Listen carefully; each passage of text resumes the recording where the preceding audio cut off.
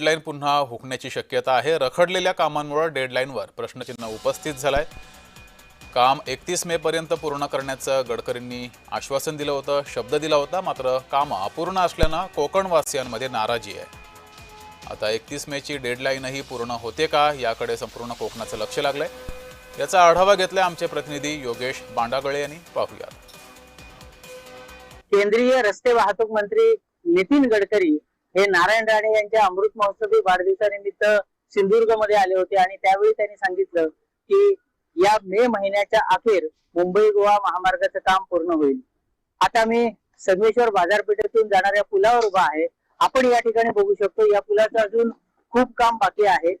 गडकरी साहेबांनी सांगितलं की 31 मे पूर्वी मुंबई गोवा महामार्गाचं काम पूर्ण होईल, परंतु त्यांनी दिलेली जी डेडलाईन सध्याची कामाची परिस्थिती पाहता ती चुकणार आहे असं सांगायला कुठल्याही ज्योतिषाची गरज लागणार नाही। नितीन गडकरी यांनी वारंवार वेगवेगळ्या डेडलाईन दिल्या आहेत, मात्र या डेडलाईन पूर्ण झालेल्या नाहीत। अशीच त्यांनी 31 मे पूर्वीची दिलेली डेडलाईन सुद्धा पूर्ण होणार नाही असं आपल्याला इथल्या कामाच्या स्थितीवरून दिसून येतं। योगेश बांडागळे, जय महाराष्ट्र, रत्नागिरी।